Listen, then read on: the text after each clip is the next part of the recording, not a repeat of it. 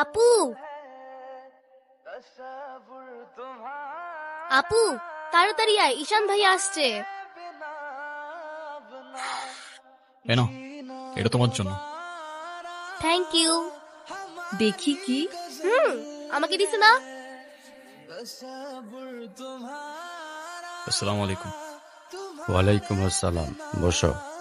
বাবা, ও ঈশান। হ্যাঁ, সে তো দেখলাম। কি করো তুমি? আমি এলএলবি তে লাস্ট ইয়ারে আছি। স্টুডেন্ট। তোমার উদ্দেশ্যটা কিন্তু আমি বুঝতে পারছি। জি স্যার। তোমাদের মতো ছেলেরা কেন আমাদের মতো বিজনেসম্যানের মেয়েকে টার্গেট করে, কিসের লোভে, সেটা আমার খুব ভালো করে জানা আছে। বাবা, কি বলছো এসব? তুমি চুপ করো। তোমার ফ্যামিলিতে আর কে কে আছেন? বাবা মা দুজনেই আছেন, কিন্তু ফ্যামিলি বলতে আমি একা। ও, বুঝতে পারছি। প্রবলেমটা কার ভেতরে? বাবা মাকে ছেড়ে চলে গেছেন নাকি মা বাবাকে? আপনি ঠিক কি মিন করতে চাচ্ছেন আমি ঠিক বুঝলাম না স্যার। আই মিন, ক্যারেক্টারের প্রবলেমটা কার ভেতরে ছিল, তোমার বাবার না মার? আরে সমস্যা তো আপনার ক্যারেক্টারে। কিভাবে কারোর সাথে কথা বলতে হয় সেই ভদ্রতাটাও শেখেন নাই আপনি। কি টার্গেট করছি আমি? আপনার টাকা? অবভিয়াসলি, তা নয় তো কি? আপনার হয়তো আমার ব্যাকগ্রাউন্ড সম্পর্কে ধারণা নেই স্যার। আপনাদের মতো সো কল্ড বিজনেসম্যান আমার বাবার অফিসের লাইন দিয়ে দাঁড়িয়ে থাকে। আমি এখানে আসছি শুধুমাত্র ওকে ভালোবাসি বলে, সেকেন্ড কোনো উদ্দেশ্য সমান নাই। তুমি তো একটা বেয়াদব। তোমার ক্যারেক্টার সম্পর্কে আমি খুব ভালো করে জানি। তুমি রাস্তাঘাটে মাস্তানি করো, আর তুমি কি করে ভাবলে যে তোমার মতো একটা স্কাউন্ডারের হাতে আমার মেয়েকে তুলে দেব? তো আপনার মেয়েরে কে বলছে আমার হাতে তুলে দিতে? আমি বলছি। আপনার বাবা মাই তো আপনাকে ভদ্রতাটা শেখাইতে পারেনি। বেরিয়ে যাও, এই মুহূর্তে আমার বাড়ি থেকে বেরিয়ে যাও। আপনি যদি মনে করেন আপনি চিৎকার করে আমাকে দমায় রাখতে পারবেন, then I can make more noise.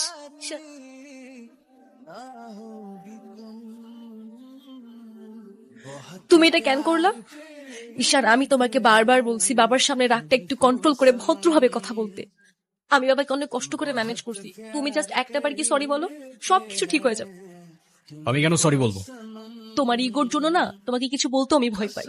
সেদিন তুষার সাথে যা করছো, তারপর থেকে তোমাকে কোনো কিছু বলার সাহস পর্যন্ত আমি পাই না। এরকম চলতে থাকলে দেখবে একদিন আমি চলে যাব। তো যাও না, তোমাদের আর কেউ আটকে রাখে নাই। রাখছি, আমি আটকে রাখছি। ঈশান প্লিজ একটু বোঝার চেষ্টা করো। তুমি বাবার কাছে গিয়ে একটাবার সরি বললে সব ঠিক হয়ে যাবে। আরে আমি সরি বলবো না ভাই, বলবো না আমি সরি। এটাই কি তোমার শেষ ডিসিশন? এখন কি তোমার পেন আর পেপারে সাইন করে বলতে হবে নাকি? ঈশান, আমি যদি আজকে এখান থেকে চলে যাই, হয়তো আর কোনোদিন ফিরে আসবো না। আবে তো যাও না, কে আসতে বলছো তোমাকে?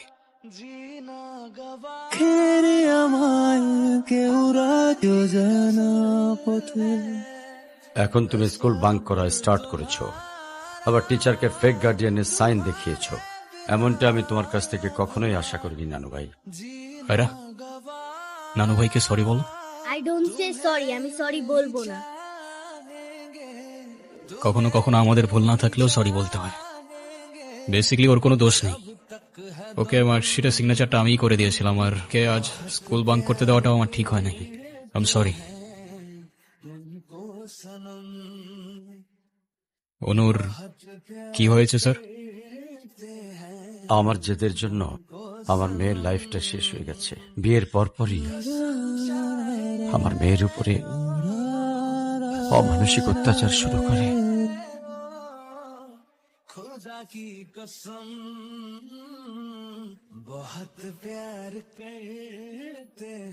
তারপর পরে আমি আমার মেয়েকে আমার বাড়িতে নিয়ে চলে আসি। ওদের ডিভোর্সও হয়ে গেছে।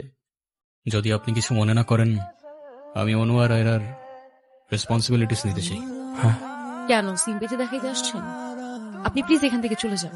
আর আমার মেয়ের জন্য আমি একাই ইনাফ, আর কাউকে লাগবে না আমার লাইফে।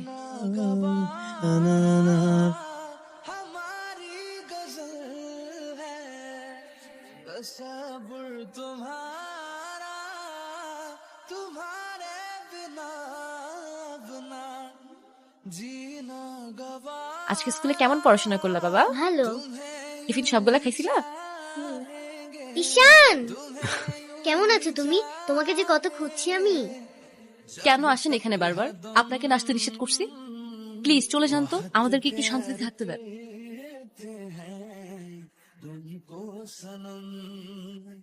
এই কখন আসলো তোমরা? ভালো আছো? এই দেখো না, বেলুন গুলো কেমন হয়েছে, ঠিক করো।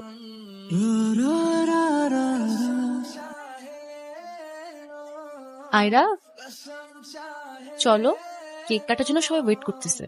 ঈশান কোথায়? ঈশানকে দিয়ে কি করবা তুমি? ও আসবে না। ঈশান না আসলে আমি বার্থডে করব না। চলো বাবা, সবাই অনেকক্ষণ ধরে ওয়েট করতেছে। আমি যাব না, যাব না, যাব না। নেক্সট টাইম আমার সাথে শর্ট করে কথা বলবা না, মনে থাকে।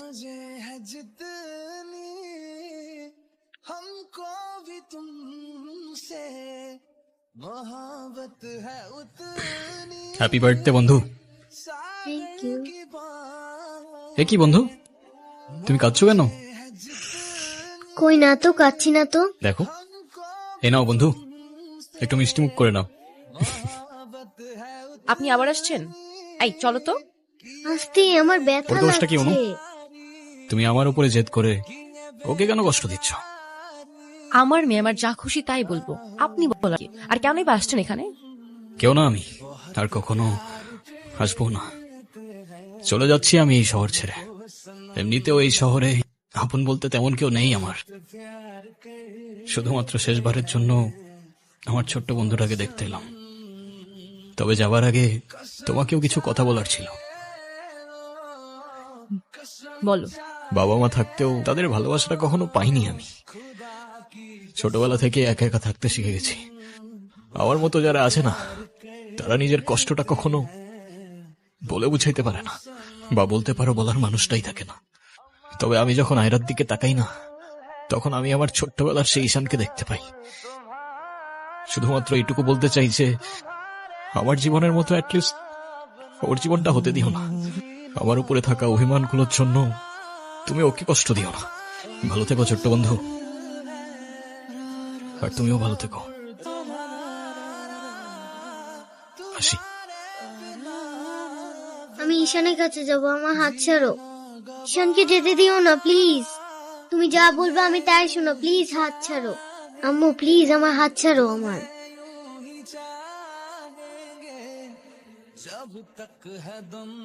ঈশান,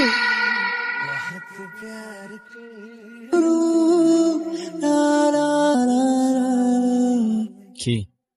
ঈশান তুমি যেও না প্লিজ। যেতে তো হবেই, বলো। কেন যেতে হবে? প্লিজ থাকো না। এই শহরে তো আপন কেউ নেই আমার। তুমি আমার সাথে থেকে যাও। থেকে যাব? হ্যাঁ প্লিজ প্লিজ।